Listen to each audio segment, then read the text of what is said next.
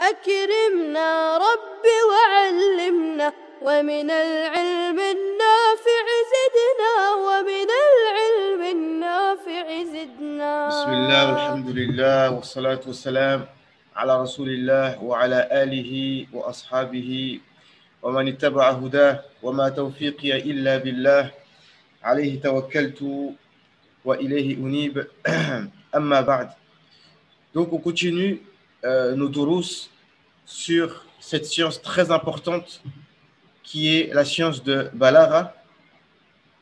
C'est rare que cette science soit enseignée en langue française, mais sinon c'est une science très importante dont on trouve beaucoup de contenu en langue arabe, donc c'est une occasion. Donc là les frères ils sont pas là, mais on va faire quand même, Inch'Allah, le cours il est enregistré. Inch'Allah on va faire court pour pas qu'il rate beaucoup. En plus ça sert à rien que je fasse des cours trop longs. Inch'Allah on va faire une demi-heure, quelque chose comme ça. Donc il est 18h20, 10h20. On est le 25e jour du 6e mois, dans le mois de Dhul Qa'dah 1442. Donc, on avait commencé donc les premiers cours en parlant de. On a commencé par le commencement, comme on dit, donc en expliquant qu'est-ce que c'est al-balagha dans un terme général et qu'est-ce que c'est le fasaha. Donc le fasaha, c'est le fait que les mots, c'est les mots que tu prononces. Les mots que tu prononces doivent avoir certaines caractéristiques. Donc ils doivent être corrects. Là, il s'agit de la langue arabe. Donc, selon les critères de la langue arabe, les mots doivent être corrects dans leur prononciation, comme on a dit. Les lettres entre elles. Donc on a dit, il y a 3 défauts qu'on ne doit pas trouver dans un mot tout seul, le mot tout seul. Le premier défaut, c'est le fait que le mot soit trop rare. Que le mot soit trop rare. C'est pareil dans toutes les langues. Hein.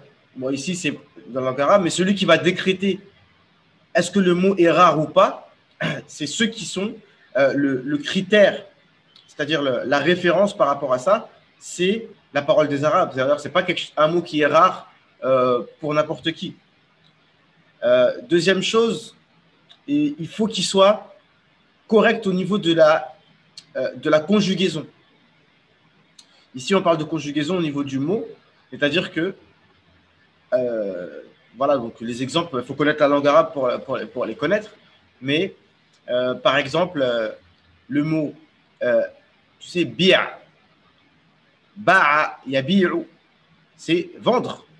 Comme il dit l'autre, une expression qu'on utilise des fois, grâce aux maghrébins, des fois, on a beaucoup de mots arabes qui se glissent dans les mots qu'on utilise. Et les maghrébins ont rentré beaucoup de mots arabes dans notre langage familier. Mais les arabes, qui ne sont pas nécessairement des maghrébins, mais la langue arabe en tout cas, qui a été prise, comme je l'avais expliqué plusieurs fois, par les maghrébins, par leur volonté, tout le monde aurait pu faire la même chose. Les Maliens auraient pu parler arabe comme les maghrébins, les Sénégalais, les Turcs, tout le monde aurait pu faire la même chose. Mais les maghrébins ne sont pas arabes à la base. Ils ont une autre langue, qui est l'amazir, ou la langue kabyle, etc. Bref, mais en tout cas, on dit il nous bi'a du dream. Hein, Maître Gims, souvent, il emploie cette expression. Bi'a du dream. Donc, tout ça pour dire que bi'a, ça veut dire vendre. Et bref, au passé, normalement, parce qu'on a dit, il ne faut pas que ce soit contraire au qiyas. Le qiyas, c'est l'analogie de la conjugaison. Parce qu'un mot au passé, si tu appliques la règle, ça va ressembler à fa'ala, comme kataba, ou qara'a, ou sami'a. Donc c'est un mot comme ça où il y a 3 fatha, ou alors sami'a, une kasra au milieu. D'accord? Mais le mot ba'a, yabi'u, ici, la fatha, elle est sur le ya. Et le ya, ça s'appelle harf illa.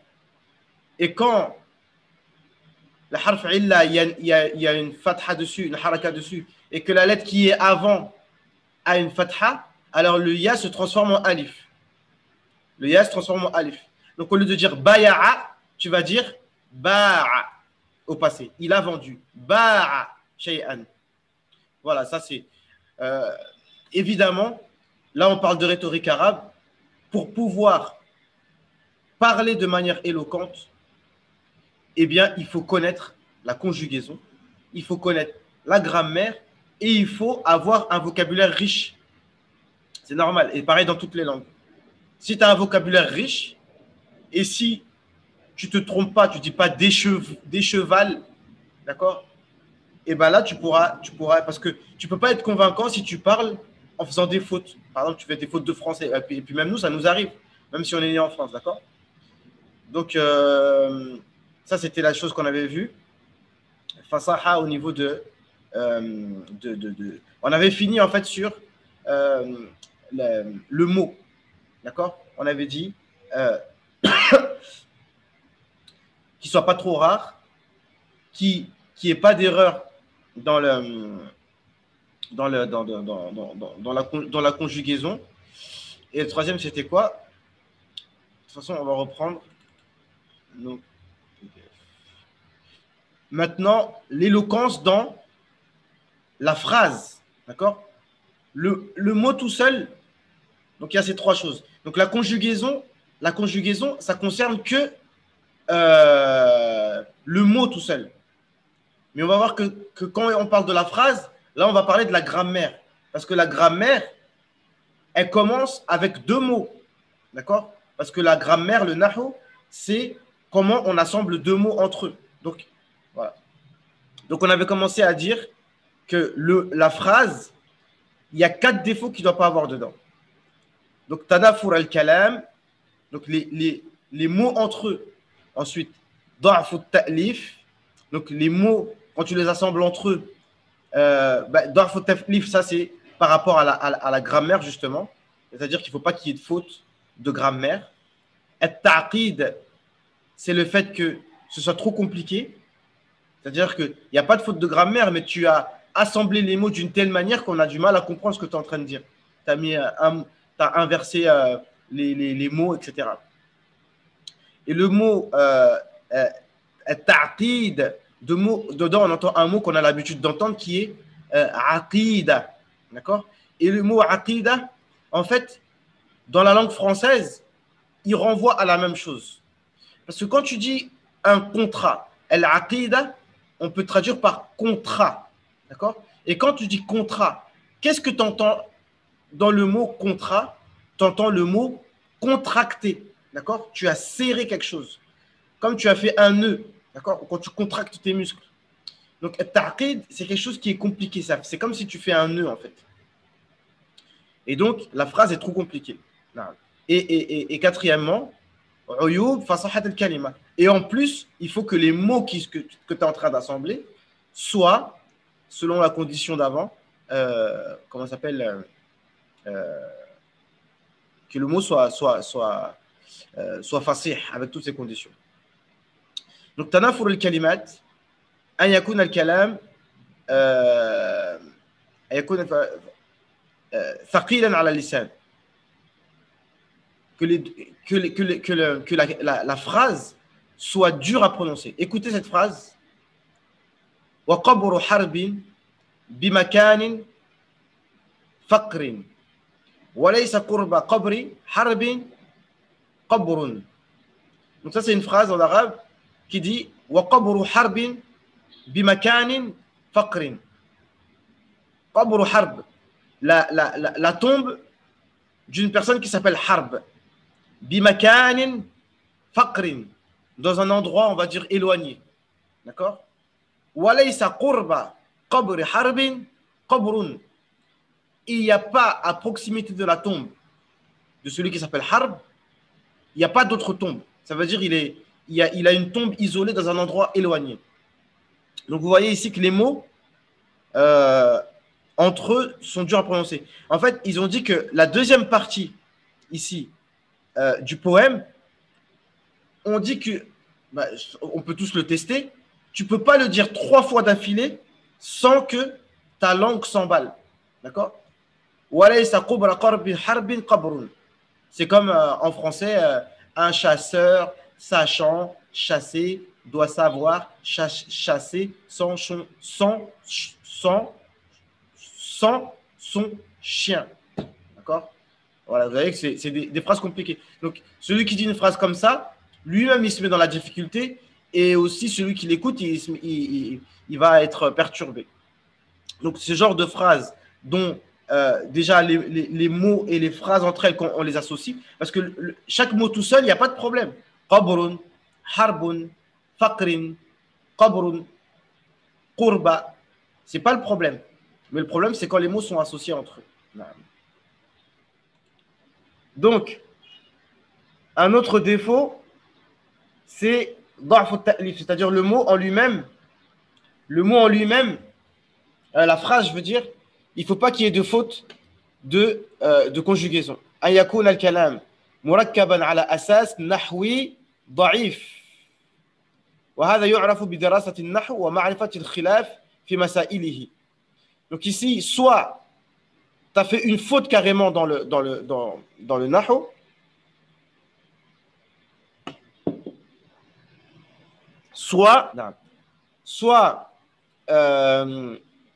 soit comme on avait expliqué, des fois c'est permis une chose dans le nahw, mais c'est faible.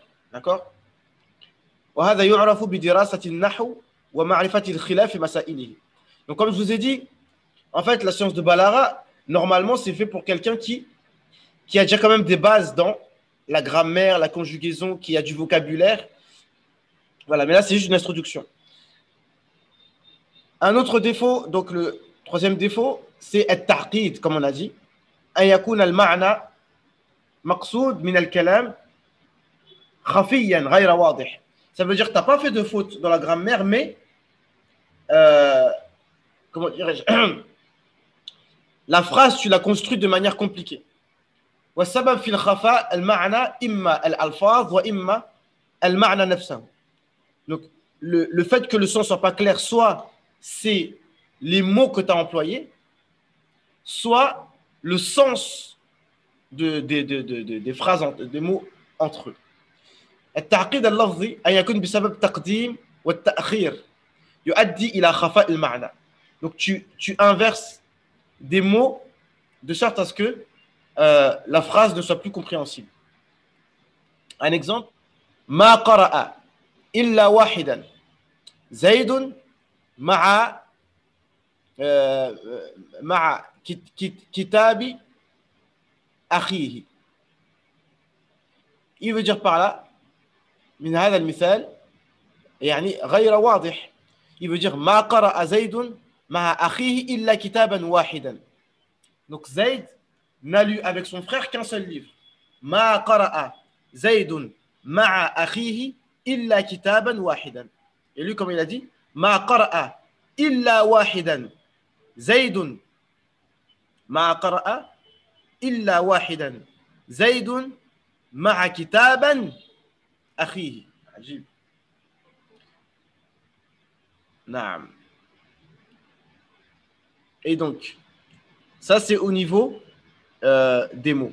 والتعقيد المعنوي, et le fait que ce soit compliqué au niveau du sens, c'est quand tu utilises des majaz, des isti'ara, c'est-à-dire tu utilises des sens figurés qui ne sont pas compréhensibles. Parce que quand tu utilises un sens figuré, il faut que la personne elle comprenne. Tu dis, par exemple, j'ai épousé une femme qui est comme, son visage est comme la lune. Son visage est comme la lune. Donc on comprend bien que la lune, ça veut dire la beauté du visage. D'accord? Mais si tu dis, j'ai acheté une maison qui est comme la lune. Comment ça, une maison comme la lune?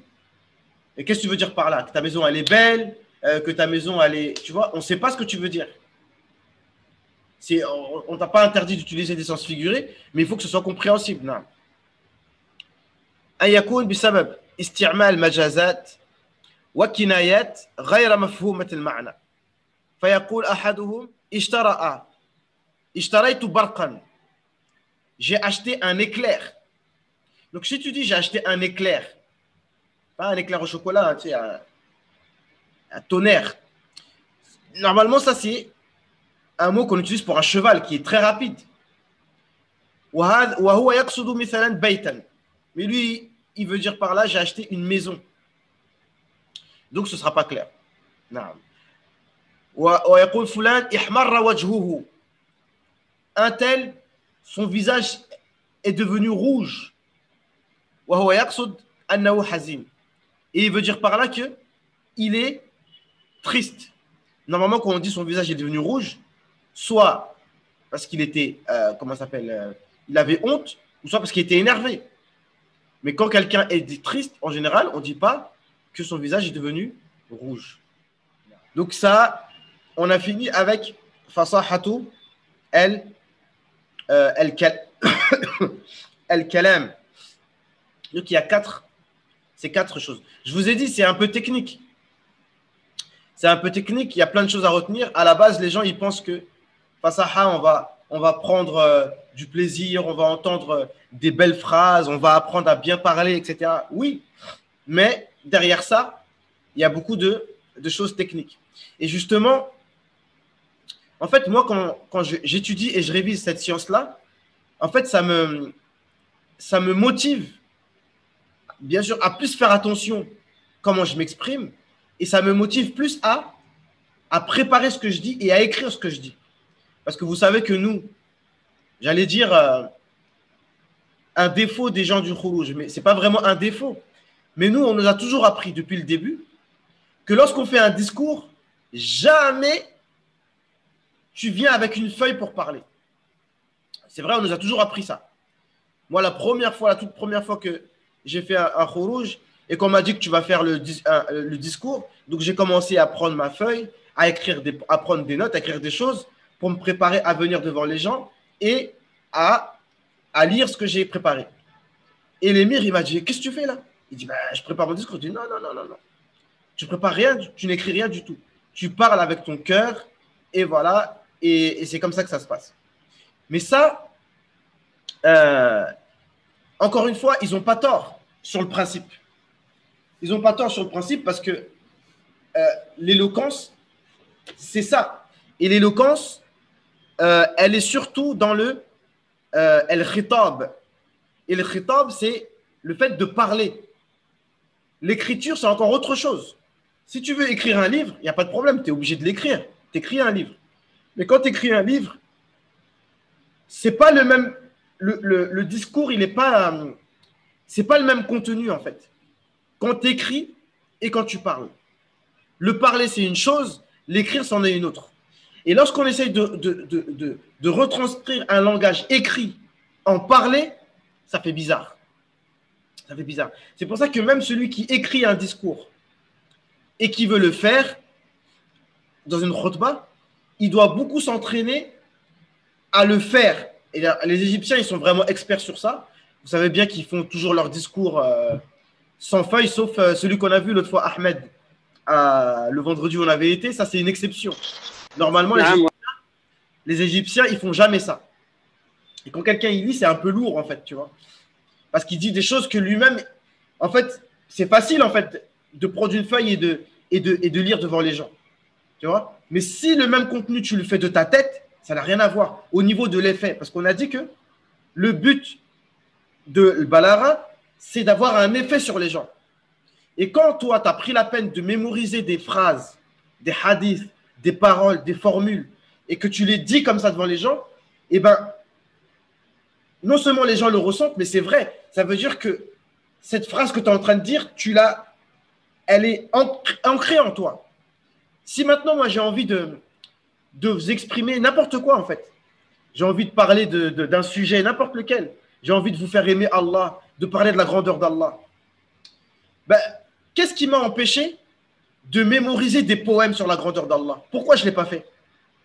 Donc, ça veut dire qu'en vérité, je n'aime pas vraiment Allah autant que je le prétends. Mais si vraiment j'aime Allah, eh ben je vais moi mémoriser des poèmes sur la grandeur d'Allah. Et quand je vais parler d'Allah, je vais dire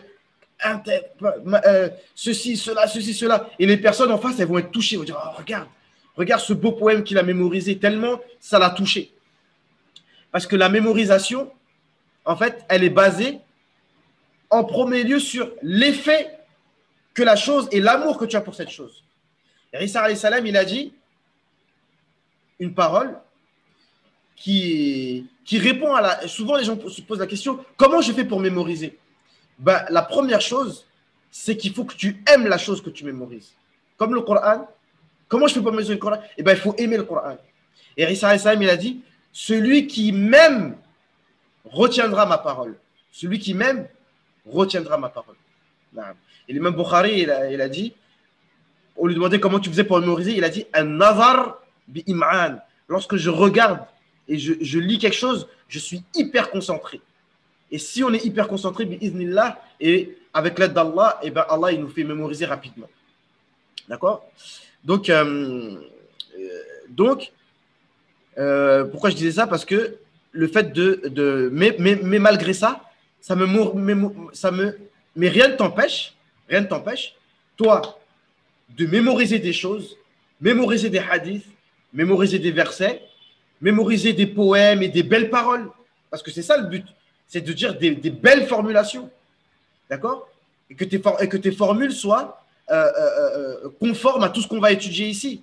Comme par exemple, tu utilises des images qui vont être parlantes. Si on peut dire des punchlines en fait. C'est ça le but. Et d'ailleurs, je tiens à rendre un hommage à un professeur. Wallah, j'ai pensé à lui hier soir d'un seul coup. C'est le professeur Mohamed Youssouf Shams. C'était un de nos professeurs à l'USH qui nous enseignait la langue française. D'accord? Pour nous, justement, nous aider à être plus éloquents en langue française, justement. Il nous faisait de la balara en français, si on peut dire. Et subhanallah, il était très pédagogue. En fait, lui, c'est un Français converti. Rahimahullah, il est décédé il y a 1 an ou 2 ans. Un Français converti âgé. Il avait dépassé la soixantaine. Et avant, il écrivait des poèmes. Il écrivait des discours pour des hommes politiques donc, et des ministres, etc., pour vous dire son niveau en français, etc. Et donc, il nous donnait des enseignements très précieux. Et il était très pédagogue. Donc, à chaque fois, il nous disait que déjà, c'est la répétition qui est importante. Et donc, à chaque fois qu'il venait, il écrivait au tableau. Chaque mot doit être une balle. Chaque mot doit être une balle. Et en fait, il nous répétait toujours ça.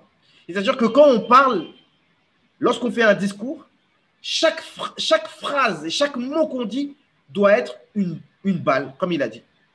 Chaque mot, ça doit être des punchlines. D'accord? Donc, voilà.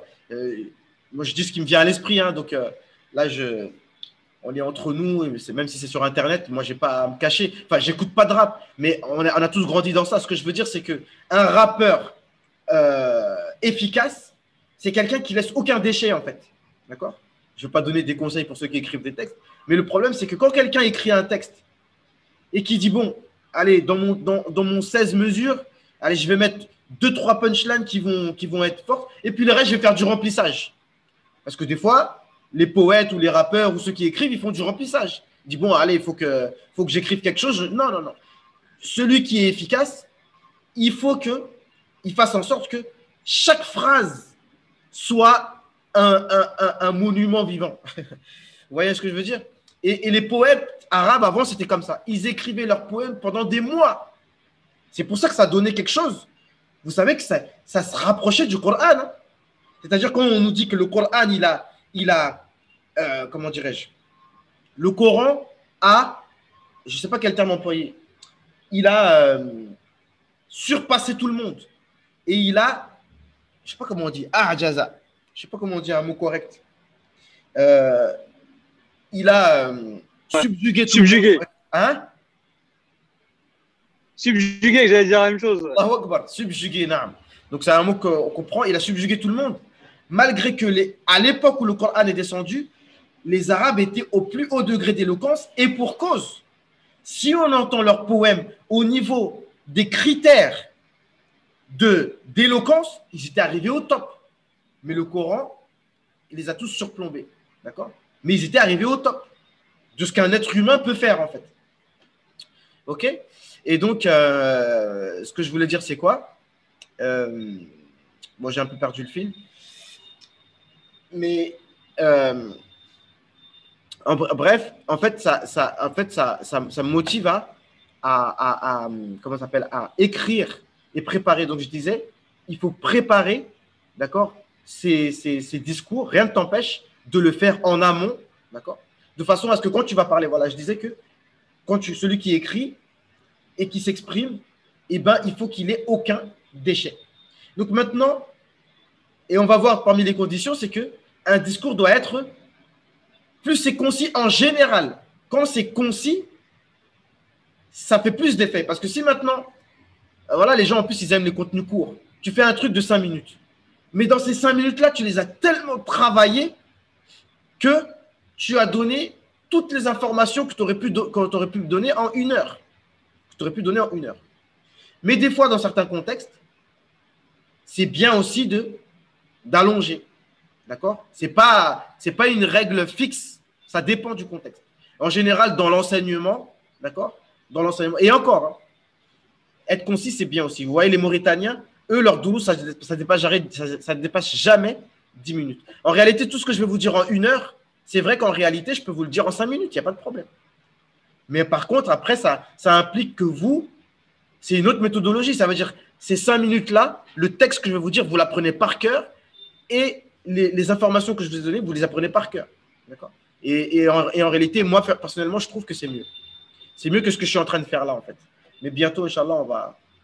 Vous voyez, j'ai ma tenue mauritanienne, j'ai ma grosse imama mis à l'arrache. Ça veut dire, moi, je suis toujours dans le manhaj mauritanien. On va y revenir, Inch'Allah. Donc, ici, la dernière chose, c'est fasahatul al-mutakallim. Donc, celui qui parle doit être éloquent. Donc, on a dit fasahatul al-kalima, le mot, fasahatul kalam, l'éloquence de la phrase et l'éloquence de celui qui parle. Celui qui parle lui-même doit être éloquent. Il y a aussi d'autres choses comme le ton de la voix. Parce que moi, j'ai un truc qui m'énerve quand je me réécoute. C'est que j'ai tendance à trop crier, en fait. Tu vois? Et franchement, moi, ça me stresse personnellement. Et avant, j'avais ça quand je lisais le Coran. Mais avec le temps, avec l'expérience, tu arrives à te calmer. Tu vois? Maintenant, quand je récite, Alhamdulillahi Rabbil Alamin. Ar-Rahman Ar-Rahim Maliki Yawmiddin. Avant, je n'avais pas cette sérénité-là. J'étais un peu stressé. Mais plus le temps passe, plus tu te calmes. Et en fait, c'est ça le mieux. D'accord? Et si tu reviens à la récitation des Mauritaniens, c'est encore plus bas. Parce qu'ils ont encore plus de maîtrise, d'assise. Tu vois? Et moi, personnellement, je préfère. Alhamdulillahi Rabbil Alamin. Ar-Rahman Ar-Rahim. Maliki Yawmiddin. Iyyaka na'budu wa iyyaka nasta'in. Moi, je vous dis la vérité. Moi, personnellement, je préfère ça 10 fois. Plutôt que la récitation que j'ai fait juste avant. Même si j'aime bien aussi. Mais moi, c'est la dernière que je viens de faire là. C'est ça là. C'est ça. Ça là. Ceux qui ont étudié toutes ces sciences là et qui ont une assise. Mais ça, c'est pas votre niveau. Pour l'instant, il vous faut du Saad Ramidi, il vous faut un peu de folklore, des gens qui chantent un peu la baisse. C'est pas grave. C'est pas haram. Yallah, on continue. Fasahat al-mutakallim. Donc celui qui parle. An yakuna عند المتكلم قدرة على التعبير بكلام فصيح عن أي معنى يقصده. Donc celui qui parle, il faut qu'il soit capable. أن يكون المتكلم القدرة, qu'il ait la capacité. على التعبير, qu'il ait la capacité d'exprimer. بكلام فصيح, une parole éloquente comme on a dit. عن أي شيء يقصده. N'importe quelle chose qu'il veut exprimer, en fait, de toute façon, il faut avoir un crédit, d'accord? Il faut avoir une réserve de mots synonymes, d'accord? Pareil, notre prof Youssef Shems, rahimahullah, il nous disait, c'est le vocabulaire la base. Donc, c'est pour ça que normalement, même quand on éduque nos enfants ou nous-mêmes, de toute façon, on va s'arrêter parce que j'ai été je me suis beaucoup étalé et je pense qu'on a fait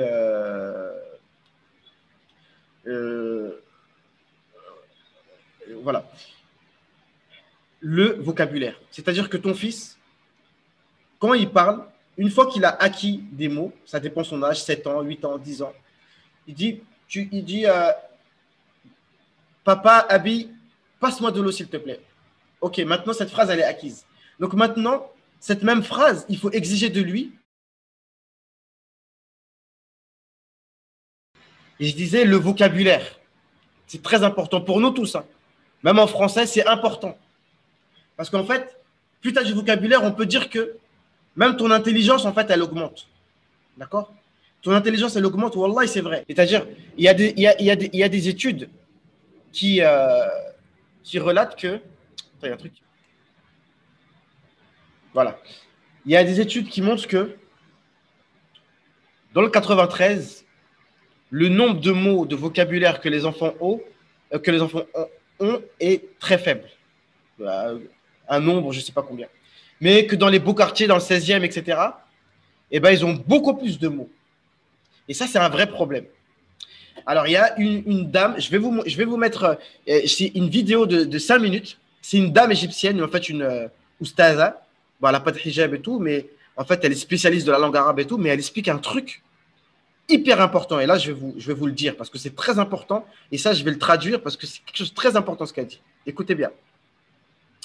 Elle dit que, en fait, pour la conclusion, en fait, c'est que plus on a des mots de vocabulaire ancrés dans notre cerveau pour dire la même chose, et plus on arrive à les lier entre eux en maîtrisant la grammaire et en maîtrisant la conjugaison, comme on a dit, et on maîtrise des mots éloquents, et bien plus on a ça, et ben en fait, ça a un effet même sur nos actions.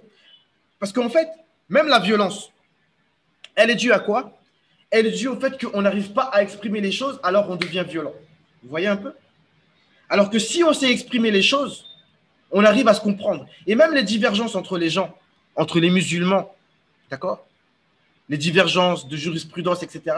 Quand on regarde bien, en vérité, c'est parce qu'on ne se comprend pas. Des fois, peut-être que ce n'est pas le problème de la langue arabe, parce que la langue arabe, elle a tous les mots qu'il faut, et les sciences théologiques, elles sont suffisamment travaillées et précises pour s'entendre. Mais le problème, encore une fois, c'est que les gens n'étudient pas. Je le dis, excusez-moi, je me répète, la science de Usul al-Fiqh, il y a une partie des musulmans, que je ne citerai pas, mais vous savez de qui je parle, qui en vérité ne veulent pas étudier cette science-là. Parce que c'est une science qui est maîtrisée par des gens qui ne sont pas de leur côté. Et du coup, à cause de ça, eh ben ça laisse des divergences dans la Ummah parce qu'on a passé ce travail intellectuel, en fait, qui fait qu'on va pouvoir s'entendre. Alors, elle disait que les enfants avant, il y a 100 ans auparavant, il y a 200 ans auparavant, tous les enfants en général, c'était vraiment l'écrasante majorité, mémorisaient le Coran. Dans le Coran, il y a combien de mots, s'il vous plaît? Combien de mots? Il y en a énormément. D'accord? Des mots et des mots éloquents. Donc déjà, il a des milliers de mots dans sa tête à l'âge de 12 ans. Ensuite, il étudie Alfiya ibn Malik. Ça, c'est des choses ça, c'est fait pour les enfants normalement. 1000 vers dans la conjugaison, et dans la grammaire et aussi dans la conjugaison. Ok? On a parlé de ça la dernière fois. Tu étudies Lamiyat al-Af'al pour compléter Alfiya ibn Malik. En grammaire et en conjugaison, tu es réglé. Ensuite, tu étudies Ilm al-Balara, cette science-là, pour compléter le pack. Et bien, il nous dit, les enfants arrivés à 15 ans, avec le Coran dans la tête et avec la conjugaison, la grammaire, la balara, il devient un être humain jabbar. Ça veut dire qu'il a la capacité de faire des grandes choses dans sa vie. Pourquoi? Parce qu'il a le Coran dans sa tête et en plus, il sait l'utiliser. Vous voyez un peu? Donc, et Omar ibn Khattab, il disait, le fait d'apprendre l'arabe, yazid ou fil muru'a, ça te rend plus intelligent et ça te rend un vrai homme. Vous voyez? C'est pour ça qu'il frappait leurs enfants. Ils frappaient leurs enfants si ils font une faute dans leur façon de s'exprimer. En vérité, un homme, et ça c'était les critères de l'époque, surtout des Arabes, mais encore aujourd'hui, un homme qui est éloquent, qui s'exprime bien, qui dit les mots justes, qui dit des phrases justes, qui s'exprime clairement, eh ben, on va le répéter. Et qu'est-ce qu'il a dit le prophète sallallahu alayhi wa sallam? Inna min al-bayani la sihra. Même celui qui est dans le fond, comme on voit aujourd'hui, les médias, avec la télé, etc., les journalistes et tout, ils te mentent avec un langage soutenu. Oui, aujourd'hui, notre envoyé spécial, les islamistes, machin, truc. Ils parlent tellement bien que en fait, tu es obligé de les croire. Vous voyez ce que je veux dire? Inna min al-bayan ila sihra, le prophète sallallahu alayhi wa sallam, il a dit, parmi les discours, il y a des discours qui ensorcellent, c'est du sihr. Donc nous, on doit l'utiliser pour le bien, c'est vrai ou pas? Naam. Donc on disait, fasahatul mutakallim, al-mutakallim, il doit avoir la capacité à la ta'bir, de pouvoir exprimer, bikalamin fasih, avec des phrases et des mots éloquents. An ayyi ma'nan yaqsiduhu. Chaque chose qu'il veut dire, donc il faut qu'il ait un crédit, un réservoir de mots et de phrases déjà prêtes pour exprimer ce sens. De sorte que quand tu veux dire une chose, tu frappes avec une phrase forte. Et il faut toujours ça. Je vous conseille une chaîne YouTube d'une personne, un Français, qui s'appelle Victor Ferry et qui fait des vidéos sur la rhétorique. D'accord? Et franchement, je les trouve très intéressantes et moi, je les suis souvent. Et parmi les choses qu'il dit, eh ben, il dit que il faut toujours chercher à avoir des phrases fortes, surtout à la fin du discours. Et ça, tout ça, on va l'étudier en fait. D'accord? Que ça s'appelle Husn al-Khitam. La phrase du début doit être très forte et la phrase de la fin doit être très forte. Mais comme on a dit, toutes les phrases doivent être fortes. نعم وهذه القدرة قد تكون فطرية من عند الله تعالى وقد تكون بالممارسة الطويلة ولذلك يقولون الممارسة تربي الملكات. Donc cette capacité à être éloquent, il y en a qui l'ont naturellement. Naturellement, ils ont toujours des mots justes.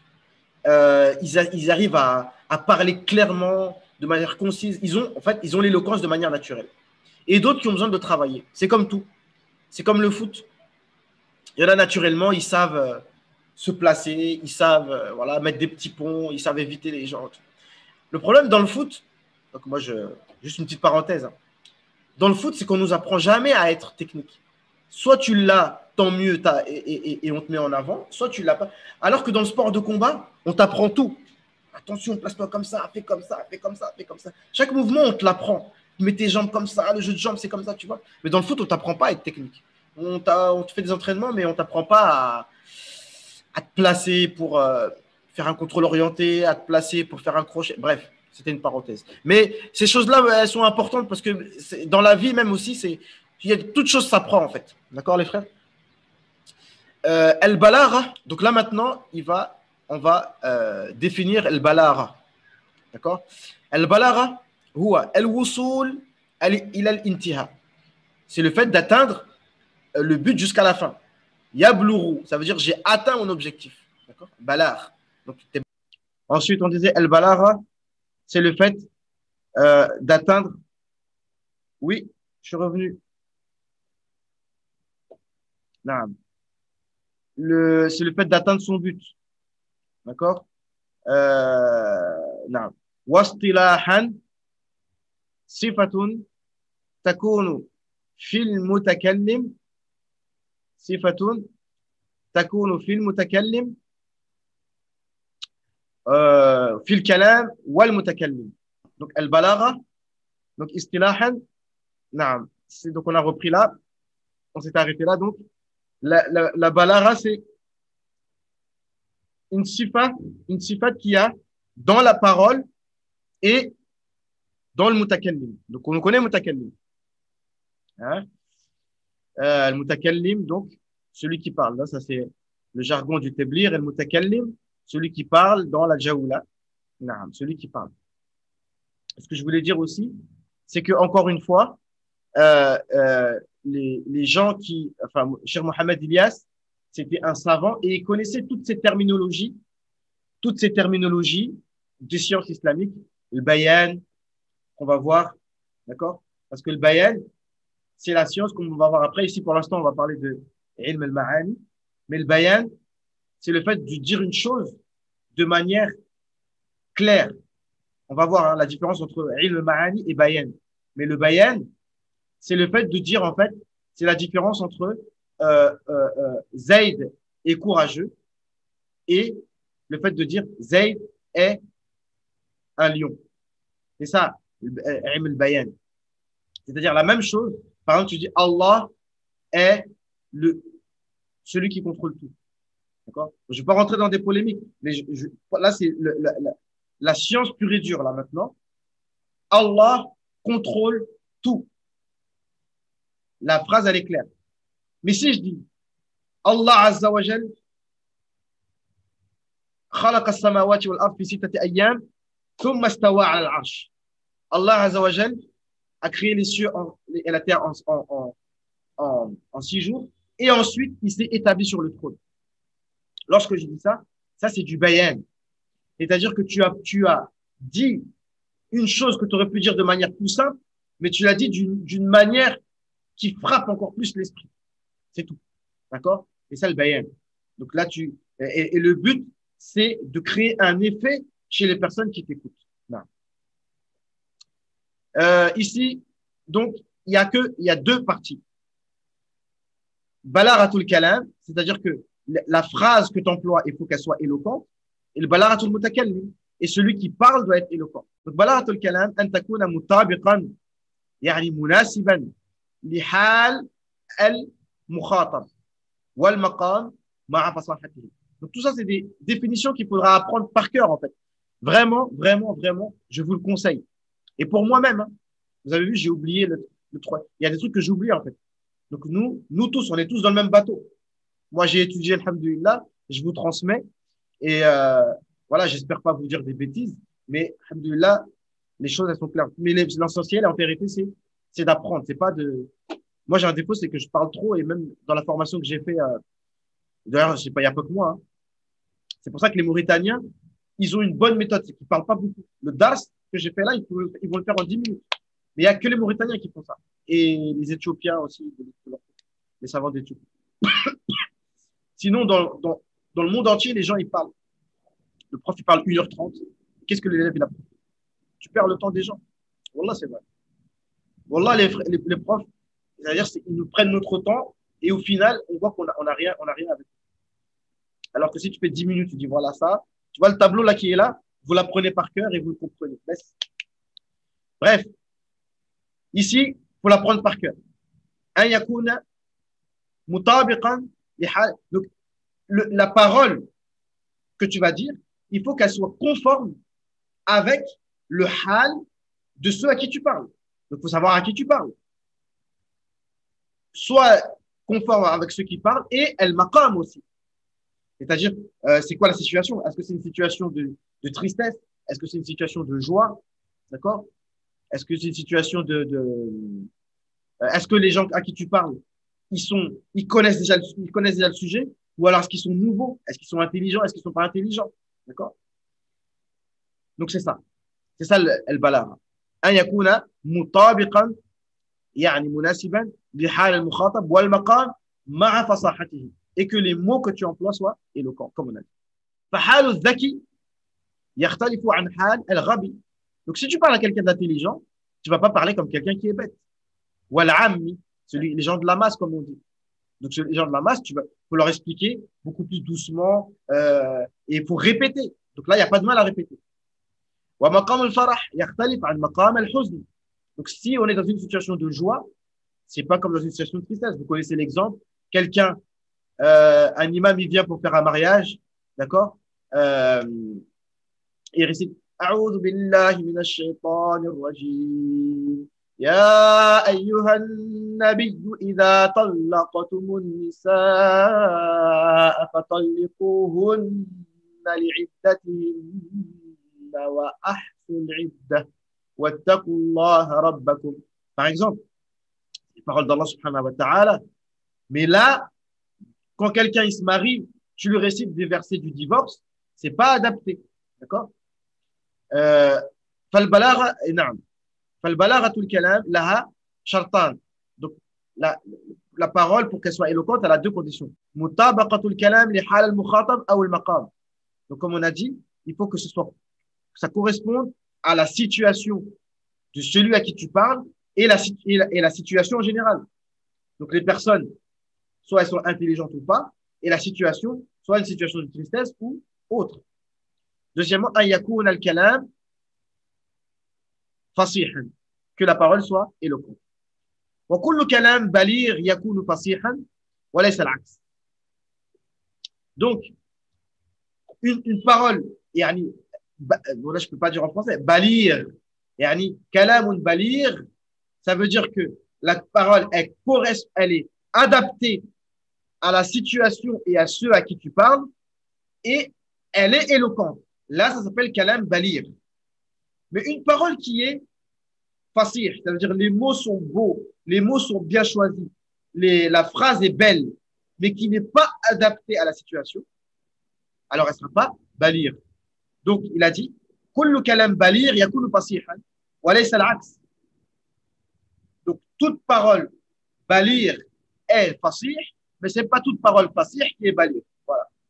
Débrouillez-vous avec ça. Ouais, balaghatul mutakallim, et donc, celui qui parle, أن يكون عند المتكلم قدرة على التعبير بكلام بليغ في أي معنى يقصده. Donc, celui qui parle, c'est celui qui a la capacité de donner des paroles de bonne qualité dans la situation qu'il faut. Naam. Et on va terminer avec ce tableau-là. On va définir c'est quoi. Donc, on va rentrer maintenant dans la première science. Donc, maintenant, si vous voulez, on a fini l'introduction. Maintenant, on va rentrer dans la première des trois sciences qu'on va étudier. La première qui est ilm al-ma'ani. On va voir la définition ici. Alors, la deuxième, ce sera ilm al-bayan. Et la troisième, ilm al-badir. D'accord? Donc ici, on va définir c'est quoi ilm al-ma'ani. Voilà. Allez. Ilm yu'rafu fihi suwar al-kalam liyakuna mutabiqan li hal al-mukhatab. Donc ici, justement, maintenant, on pratique la définition. Ilm al-ma'ani. Donc le ma'ani, comme son nom l'indique, c'est l'essence, ma'na, al-ma'na. D'accord? C'est la science qui te permet, justement, de trouver les paroles qui sont en fonction, qui correspondent à celui à qui tu parles. Un exemple, celui qui doute de ce que tu dis, eh ben, il faut que tu parles, tu vas pas dire Allahu mawjoudun, alors que lui, il croit pas du tout en Allah. Non, c'est pas que ça correspond pas. Lui, il doute. Donc normalement, tu dis Wallahi, inna Allah mawjoudun. Normalement, tu dois dire Wallahi, inna Allah mawjoudun. Donc, tu as ramené quoi? Tu as ramené ta'ukid, tu as ramené le qasam, tu as juré et tu as ramené des phrases qui rajoutent du poids à ta parole. Donc, tout ça, c'est ce qu'on appelle l'ilm. Et l'istifham, on a parlé de certaines choses. Quand tu poses une question, d'accord? Ton fils, il a fait une bêtise. Tu peux lui dire, ce n'est pas bien ce que tu as fait. D'accord? Mais tu peux lui donner un ordre, dire, c'est bien, continue comme ça. Continue comme ça à me rendre fou. Tu vois? Là, c'est comme si tu lui as donné un ordre, mais c'est un ordre qui est fait pour menacer. Continue comme ça. Ou alors une question. Mais pourquoi tu as fait ça? Tu sais très bien ce qu'il a fait, tu sais très bien pourquoi il l'a fait. Ou alors tu vas dire, qu'est-ce que tu as fait? Tu sais ce qu'il a fait, mais tu poses une question, taubir. C'est tout ça qu'on va étudier dans l'ilm al-ma'ani. Ilm yu'rafu suwar al-kalam liyakuna mutabiqan li hal al-mukhatab. Fal-kalam lahu suwar kathira. Les paroles, elles ont beaucoup d'aspects. Yajibu ma'rifatuha. Il faut les connaître. Wa ma'rifatu aghrad isti'maliha. Et connaître les raisons pourquoi on utilise ces mots. Mata yastati'u al-mutakallim ikhtiyar as-suwar al-munasiba. Naam. À chaque fois qu'une personne est capable, le mutakallim est capable de choisir la forme adéquate, ma'al mukhatib al-munasib, avec l'interlocuteur adéquat, wa fil maqam al-munasib, et dans la situation adéquate, min hadhihi suwar. Naam. Je répète, wal kalam lahu suwar kathira. La parole a beaucoup de formes. Yajibu ma'rifatuha. Il faut les connaître. Wa ma'rifatu a'rad isti'maliha. Et c'est vrai, pourquoi on les utilise? Comme on a dit, l'istifham. Pourquoi tu l'utilises? À la base, c'est parce que tu veux avoir une information. Mais il y a beaucoup d'autres raisons, comme on a dit. Un ordre, c'est quand tu demandes quelque chose. Donne-moi ça, s'il te plaît. Tu veux ça? Ou alors, dépêche-toi de faire ça. Tu donnes un ordre. Mais des fois, ça peut être une dua, et des fois, ça peut être, comme on a dit, plusieurs choses. Donc, le mutakallim, là, maintenant, c'est le mutakallim qui doit être capable de choisir. Balaghat al-mutakallim, ikhtiyar al-suwar al-munasiba, de choisir la forme adéquate, ma'al mukhatib al-munasib, avec l'interlocuteur adéquat, wa fil maqam al-munasib, dans la situation adéquate.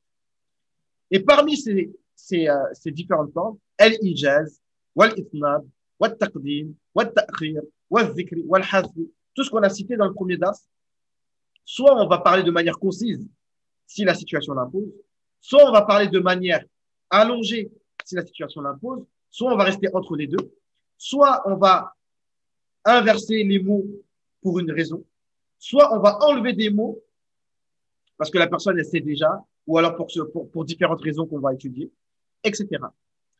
Par exemple, un verset du Coran, Allah il dit وَإِنَّا لَا نَدْرِي أَشَرٌّ أُرِيدَ بِمَنْ فِي الْأَرْضِ أَمْ أَرَادَ بِهِمْ رَبُّهُمْ رَشَدًا. On sera djinn. Allah il dit, les djinns ils ont dit, nous ne savons pas. وَإِنَّا لَا نَدْرِي أَشَرٌّ أُرِيدَ بِمَنْ فِي الْأَرْضِ أَمْ أَرَادَ بِهِمْ رَبُّهُمْ رَشَدًا. Ici, qu'est-ce qu'on a? Ici, les djinns disent, nous ne savons pas si du mal a été voulu pour ceux qui sont sur la terre ou si Allah a voulu pour eux du bien. Qu'est-ce que vous remarquez là-dedans? Vous remarquez qu'en ce qui concerne le mal, moi je réponds tout de suite parce que peut-être vous êtes Ahmed, il est dans son camion, Hamza, il est au travail. Donc, je sais que vous êtes là, mais je ne vous fais pas participer. Donc, je réponds tout de suite. Sinon, j'aurais posé la question à Ahmed. Mais je sais qu'il connaît la réponse, je pense. Parce que, ici, en ce qui concerne le mal, on a utilisé une forme passive. Si du mal a été voulu, ils auraient pu dire, nous ne savons pas si Allah veut du mal aux gens de la terre. Mais il n'a pas dit ça. Il a dit, Sharrun urida. Si du mal est voulu. Parce que tout ce qui est mal, on ne l'attribue pas à Allah subhanahu wa ta'ala par adab. Il y a un autre exemple dans la sourate, la caverne. Les trois histoires là avec le Khidr. Lorsqu'il a cassé le bateau, il a dit, c'est moi qui ai voulu le faire. Il a tué l'enfant, pareil, il a dit, c'est moi qui ai voulu le faire. Mais quand c'était pour redresser le mur, il a dit, c'est Allah qui a voulu que je redresse le mur. Donc quelque chose de positif, il attribue à Allah, même si tout vient d'Allah subhanahu wa ta'ala. Am arada bihim rabbuhum rashada. Ici, rabbuhum, c'est fa'il. C'est lui qui fait l'action. في هذه الآية عند نسبته الشر بان الفعل للمجهول لأن بناء الفعل للمعلوم في هذه الحالة فيه سوء أدب مع الله وأما عند نسبة الخير بنى للمعلوم. Donc c'est ce que je viens d'expliquer. C'est un mauvais adab d'attribuer le mal à Allah subhanahu wa ta'ala, même si tout vient al-khayru wa sharru min Allah subhanahu wa ta'ala. Le bien et le mal viennent d'Allah subhanahu wa ta'ala. Et le bien, tout ce qui est de mal, en réalité, c'est par sa sagesse qu'Allah azza wa jalla le fait, pour une hikmah. Et il y a toujours un bien derrière pour celui qui patiente. Eh bien, il a des récompenses multipliées. Wa abwabu ilm al-ma'ani sittatu abwab. Donc, comme on a dit, ilm al-ma'ani, il y a 6 chapitres. Donc, maintenant, on rentre dans les détails. On a dit les 6 chapitres déjà. Hein, on avait dit toutes ces choses-là. Le fait de parler de manière concise, le fait de retirer des mots dans les phrases, d'inverser les mots dans la phrase, etc. L'istifham, etc. Al-bab al-awwal, al-khabar wal-insha. Et on va s'arrêter là avec al-khabar wal-insha, c'est-à-dire euh, soit une phrase, donc ici, al-khabar هو الكلام الذي يحتمل الصدق والكذب لذاته دون النظر لقائله. C'est une phrase dont on peut dire c'est vrai ou faux, sans regarder celui qui parle, parce que la parole d'Allah, c'est toujours vrai. Mais quand on dit Zayd est debout, ça peut être vrai comme ça peut être faux. D'accord?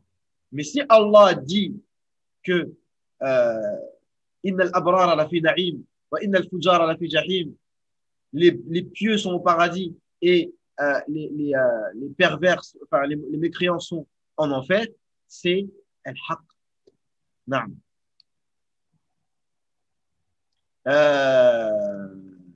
يسافر زيد أو محمد نائم في الفصل. Mohamed dort dans la classe, ça peut être vrai comme ça peut être faux. Non.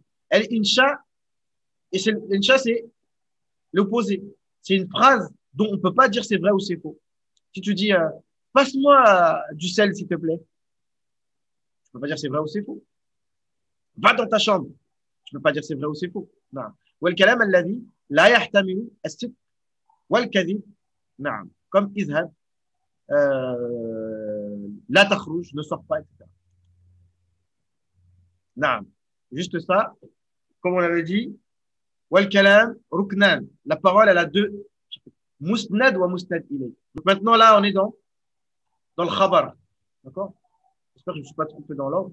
Mais en tout cas, la parole, elle a, يعني الخبر. Il a deux, voilà, al-musnad wa al-musnad ilay. En fait, il est composé de deux choses. Donc, Inch'Allah, on va parler après. Mais le khabar, il est composé de deux choses. Musnad wa musnad ilay. Et on verra qu'avec tout ça, on peut jouer beaucoup. Comme on avait dit, normalement, entre le musnad et le musnad ilay, il doit y avoir un lien.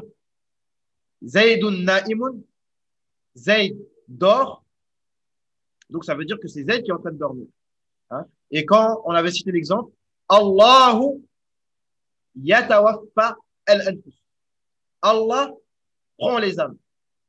Donc, c'est yani yusnad al-fi'l ila Allah. C'est comme ça qu'on dit. Le verbe est attaché avec Allah. C'est Allah qui enlève les âmes. Mais, quand Allah nous dit, قُلْ يَتَوَفَّاكُمْ مَلَكُ الْمَوْتِ الَّذِي وُكِّلَ بِكُمْ. Dit, c'est l'ange de la mort qui va vous prendre vos âmes. Donc ici, on a joué avec le isnad. Isnad, yani yusnad fi'l ila ghayr fa'ilihi al-haqiqi. Là, c'est pas l'ange de la mort en vrai qui prend les âmes. D'accord? Donc on joue avec ça. Donc voilà. Al-musnad wal-fi'l, al-musnad ilayhi wa sahib al-fi'l. D'accord? Al-isnad nisbat al-fi'l ila sahibihi. Donc al-musnad wal-musnad ilayhi, et tout ça là, cette action, ça s'appelle al-isnad. Al-isnad. Al-isnad, c'est le fait de isnad nisba. Yani, tu attribues le fi'l à sahibi, à celui qui fait le fi'l. يدرس زيد فالدراسة مسند. الدراسة مسند وزيد مسند إليه. مسند إليه. D'accord? زيد مجتهد فالاجتهاد مسند وزيد مسند إليه. وكل من المسند والمسند إليه مواضع وهي كالآتي. Donc après là, tout ce qui va venir ici, il faut connaître un peu la conjugaison pour comprendre. D'accord? Donc si vous voulez, je vous le dis, puis on arrête. D'accord? Mais ça, par contre, peut-être j'ai peur que ce soit. En tout cas, le musnad ici, il parle du musnad. D'accord? Qui en général, le fi'l, le verbe. Yanamu, yadurusu, yusafiru. D'accord? Le verbe. Safara Zaydun. Zayd a voyagé. Donc le musnad en général, c'est le fi'l. Ça peut être khabar. Muhammadun mujtahidun. Ça s'appelle khabar. Ici, mujtahidun. Parce que mujtahid, si on formule la phrase autrement, on aurait pu dire yashtahidu Muhammadun. Donc ici, c'est al-khabar, c'est le deuxième. Mubtada, c'est Muhammad. Khabar, c'est mujtahid. OK? Troisièmement, khabar kana wa akhawatuha. Kana Muhammadun mujtahid. Quand on dit khabar kana, c'est le deuxième mot. Ici, on a kana. Ici, ça s'appelle ismu kana. Ici, c'est khabar kana. OK? Donc, khabar kana, c'est al-musnad. Khabar inna wa akhawatuha. C'est le premier mot, le deuxième mot, mujtahidun. Et ça, c'est ismu inna. Cinquièmement, al-mubtada alladhi ba'dahu marfou' laysa musnad khabar. A musafirun zaydun. Ça, c'est une question. D'accord? En tout cas, zaydun, c'est toujours musnad. مواضع المسند إليه صاحب الفعل. Donc, يكون الفاعل, c'est le deuxième là, زيد سافر زيد, ou bien نائب الفعل ضرب زيد. Là, en fait, si vous préférez, on cite pas celui qui a fait l'action. ضرب زيد. Zayd a été frappé, mais qui l'a frappé? Tac, j'ai pris une tarte, mais qui m'a frappé? On ne sait pas, d'accord? ضرب زيد. Mais si on y phrase complète, daraba Muhammadun Zaydan.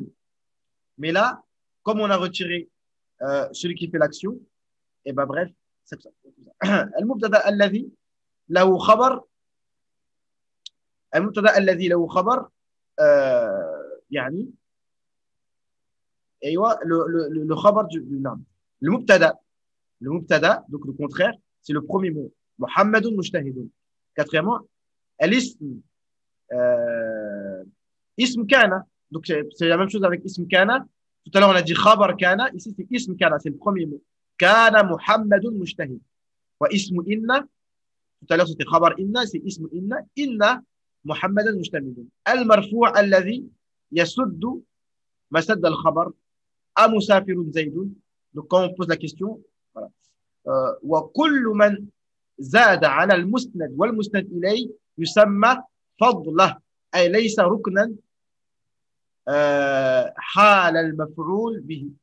Donc bref, tout ce qui est au-dessus de tout ça, ça s'appelle fadla, c'est en plus dans la phrase. Comme on a dit, j'avais donné des exemples. Muhammadun ya'kulu Muhammadun ou yafturu Muhammadun. Yafturu musnad. Muhammadun musnad ilayh. Ça suffit en fait, ça pourrait suffire. Ce qui vient en plus, c'est en plus. C'est pas les piliers de la phrase. Si je dis at-tufahata, c'est en plus. At-tufahata. Donc quand on veut jouer sur la phrase, c'est surtout avec le musnad et al-musnadu ilayhi. Ok les frères?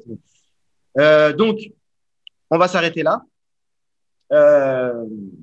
Donc vous voyez, c'est un peu technique, mais il est temps, mes chers frères, qu'on rentre dans les ilms. Nous, on est des enfants de France. C'est le destin. Mais c'est pas parce qu'on est des enfants de France qu'on doit toujours être dans les futilités, etc. Et qu'on ne doit pas étudier notre religion sérieusement, étudier nos fondamentaux. D'accord? On le fait en français pour faciliter aux gens. Et bi'idhnillah, pour que mon objectif, ça vous crée un déclic, pour que vous compreniez que, vous voyez le nahou. Vous voyez, si on n'a pas une maîtrise de la grammaire arabe, il y a des choses que vous allez avoir du mal à comprendre. Donc, à vous de jouer les frères, et moi je suis à votre service. Ok, on fait comme ça les frères? Je vous laisse. On se dit à la prochaine, Inch'Allah. Subhanak Allahumma wa bihamdika. Ashhadu an la ilaha illa ant. Naam. Astaghfiruka wa atubu. Barakallahu fik. Naam. Subhana rabbika rabbil izzati amma yasifun. Wa salamu al mursalin. Walhamdulillahi rabbil alamin. Wa salamu. أكرمنا ربي وعلمنا ومن العلم